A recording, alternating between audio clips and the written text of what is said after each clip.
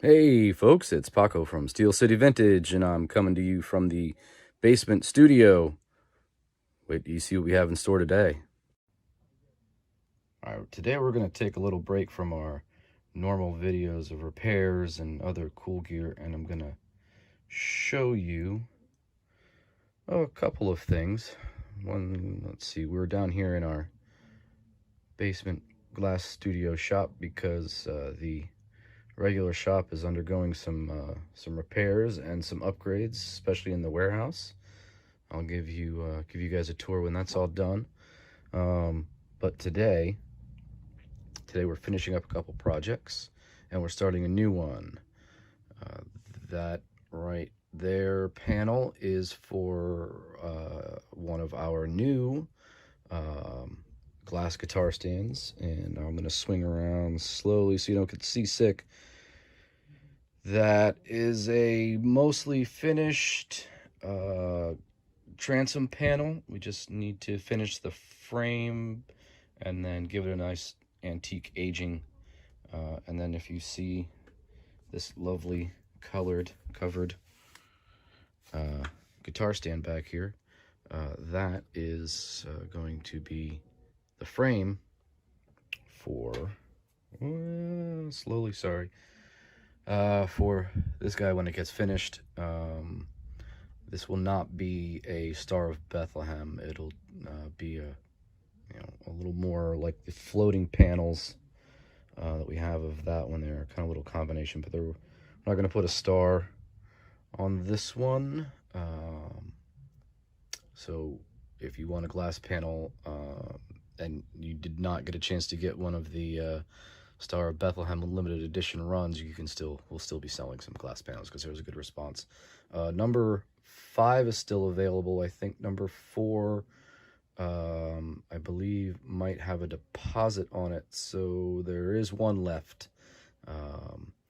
So anyway, we're continuing on to what we are doing today.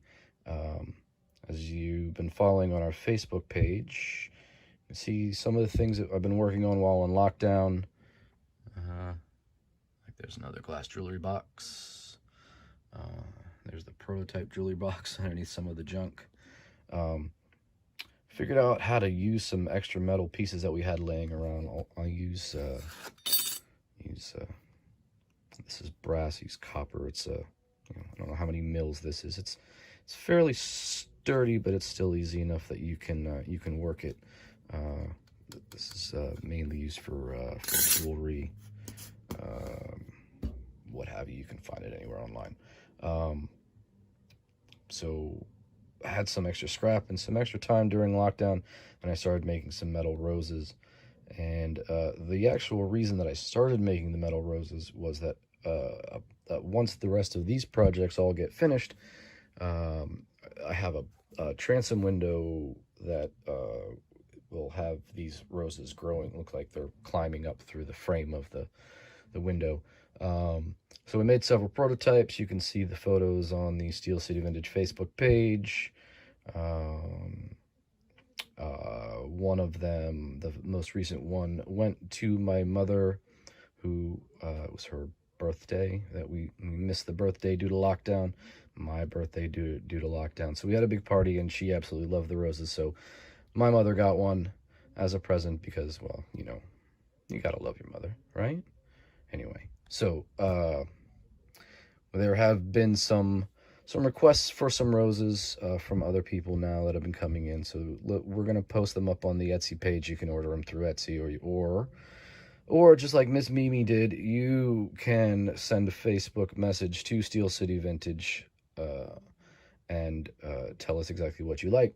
And so we're gonna show you how we build one of these. And we start out with large sheet of this guy and pattern, and then we cut out the pattern and whoa, magic, transfer onto our pieces of metal to then begin to get cut out. So Miss Mimi would like a brass rose with a so we're going to give her a bronze sepal, which will go very nicely. This is a reddish copper, really. I don't know why they call it bronze. bronze, because I think of bronze. I don't think of, this looks more like just a lighter pink copper, but it's going to look really pretty because she requested, slide this to the side, she requested a red vase. And we have a nice little piece of, I believe that this is the cathedral glass. It's got this really cool funky texture. And when we hold it up to the light, you can see it, it looks really cool. So we are going to show you how we transform all of these pieces into a nice rose and vase for Mimi.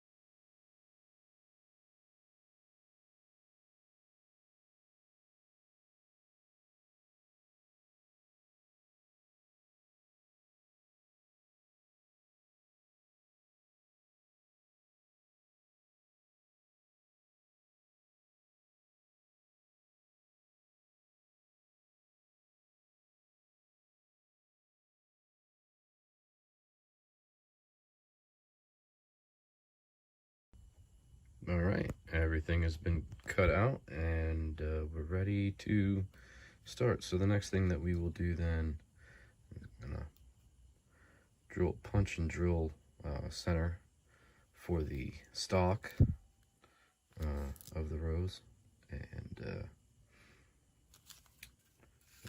then add some texture to these guys. And you see when we stack them all up, a little something like this.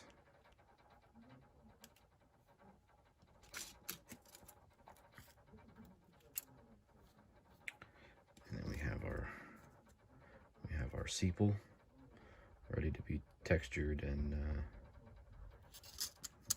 punch out as well. Our glass has been cut and is ready to be soldered. These are the panels for the vase. You can see the texture on one side, and it's nice and smooth on the other side. And what we'll do is these all go together. We'll have them textured side out.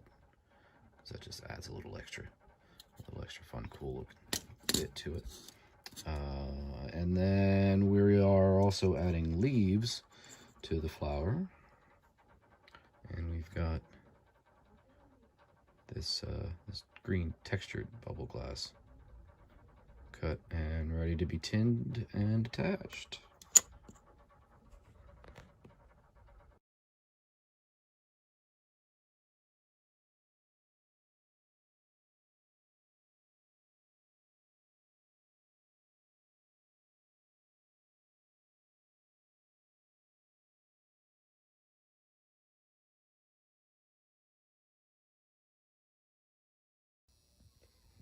All right, so we're rounding third right now, heading on home. We've got our rose here all ready for some petals, and then we've got our vase sides ready. I've got the very last one to tack down here before we start everything, so I'm going to give you a little look. The first thing we're going to do, we're going to tack the corners down. So we take some flux and we flux our corners.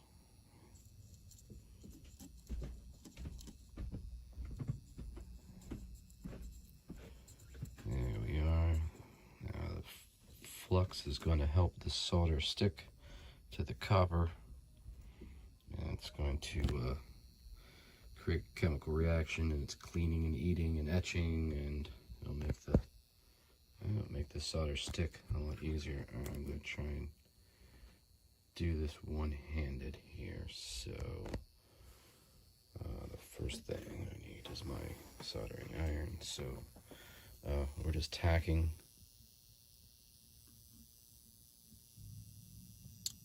Dope. That didn't work out the way it was supposed to. That's all right. So I'm going to try it this way now then. Yep. Third time's a charm. All right, so we got some solder onto the, so I think we can do, pick some of that up. And set the iron like so until we see it all heat up and soak in a little bit. And there we just made our first little tack. Don't worry about the extra solder here. This will clean up pretty well. Sort of ball it up a little bit, and same thing over here.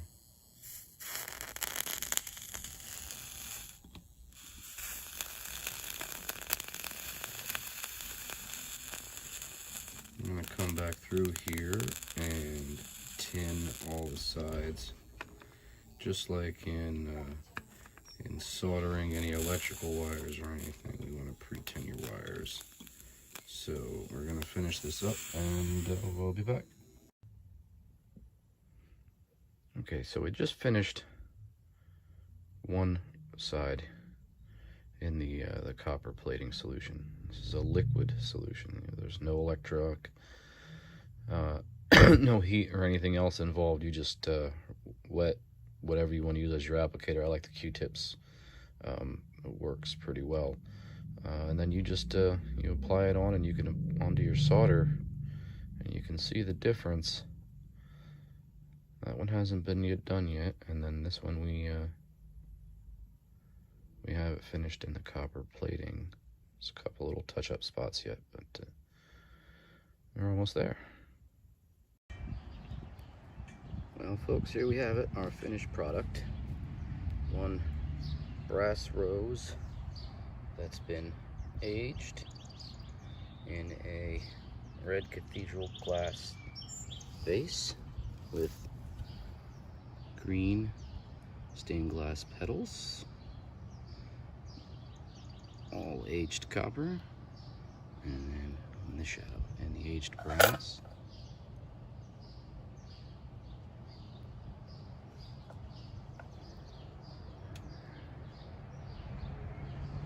There you have it.